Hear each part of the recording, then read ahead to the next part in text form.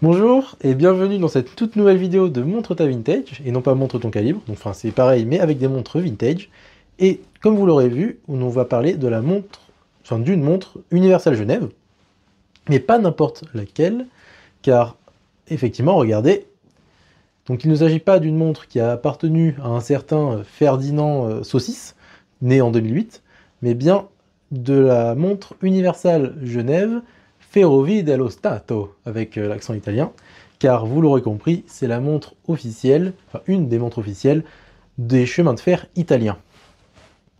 Pour remettre un peu l'histoire dans son contexte, alors c'est pendant les années fascistes où Mussolini a accordé seulement à la société italienne Perseo le monopole des montres pour l'entreprise, donc des chemins de fer italiens, la Ferrovie dello Stato. Mais dans les années 50, au milieu de la reconstitution des chemins de fer, la Ferrovie dello Stato commençait à donner aux travailleurs le choix entre des montres soit de poche, soit des montres bracelets, permettant ainsi de faire un appel à plusieurs marques à vendre leurs modèles, tout simplement, dont Universal Genève. Ils avaient un cahier des charges, la Ferrovie dello Stato. Il fallait absolument un boîtier de 34 à 36 mm de diamètre, un cadran blanc, une sous-seconde à 6 heures et des chiffres arabes, afin de faciliter la lisibilité. Donc Universal Genève, pour situer un peu, donc c'est un peu moins connu de nos jours parce que l'entreprise a fait faillite à cause de la crise du quartz, même si là elle refait un peu surface avec son rachat par Breitling. Mais à l'époque, c'était vraiment des montres de luxe. Ils étaient connus pour les chronographes, donc leurs Tricompax, etc. Donc c'était vraiment une grosse marque. Donc vraiment, tout le monde en voulait, quoi. En tant que cheminot, quand on proposait Universal Genève, évidemment, on sautait dessus. Cette montre avait la particularité d'être livrée sans bracelet. Voilà, donc on était cheminot, on postulait, on avait tout le package, voilà, et on avait la montre mais sans bracelet. C'était à nous de trouver un bracelet. C'est pour ça que cette montre n'a pas de bracelet d'origine. Voilà, comme celle-ci que je présente d'ailleurs n'a pas sa couronne d'origine, car normalement la couronne d'origine a un petit U dessus. Celle-ci non. C'est très rare de trouver encore ce modèle avec la couronne qu'elle avait à son origine. Mais celle-ci, à part le petit U qui manque, a les bonnes dimensions. Pour reprendre un peu l'histoire, Universal Genève a donc créé dans les années 70 trois séries de cette montre. Il existe donc la série 1, où les différences sont qu'elle fait 34 mm et la série 2 et 3, 36. La série 1 et 2 dispose d'un cadran en émail, donc pas blanc mais crème, voilà, donc un très très beau cadran émaillé. Tandis que la série 3 a un cadran argenté et les index sont appliqués et non pas embossés comme sur ce modèle-ci. Donc en fait, c'est à l'arrière du cadran, les chiffres sont tapés et ça ressort à l'avant, puis on les peint pour les faire ressortir un peu plus. Voilà, donc là c'est une technique. La 3, c'est des index qui sont appliqués.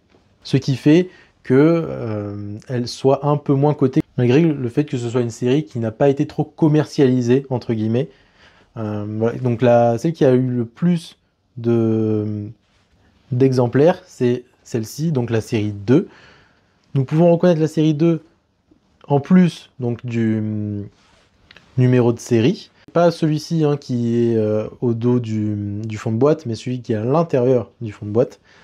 On peut reconnaître par le cadran, car le compteur de sous-seconde est un peu différent de la première, notamment avec les index 15 et 45, qui ne sont pas orientés de la même façon que la série 1, et la typographie du 6, qui est, lui, est un peu plus fermé que celle de la série 1, où le 6 est clairement ouvert. Niveau entre-cornes, on est à 19. Je crois que je ne sais plus si je l'ai dit, mais en tout cas, c'est redit. Et corne à corne, on est pile à 41 mm.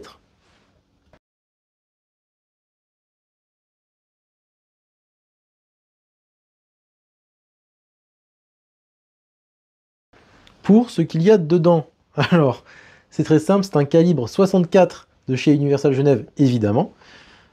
Il est plutôt bien décoré, je trouve, quand même, pour quelque chose qu'on donnait à l'époque.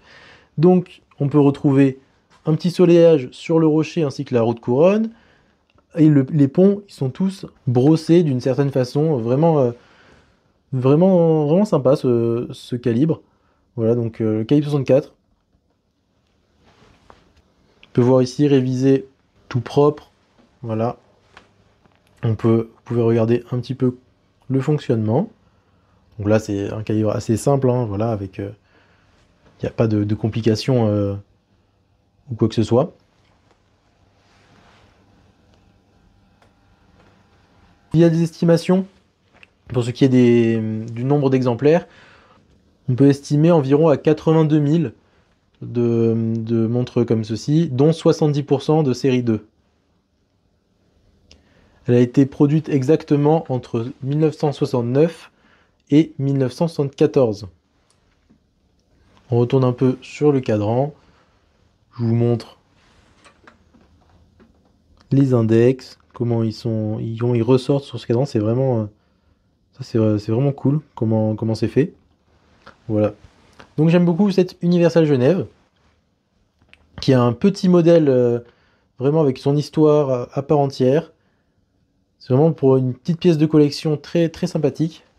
Si vous êtes intéressé par ce modèle, pour rappel, donc l'Universal Genève Ferrovie dello Stato, celui-ci est disponible sur l'atelier du Calibre.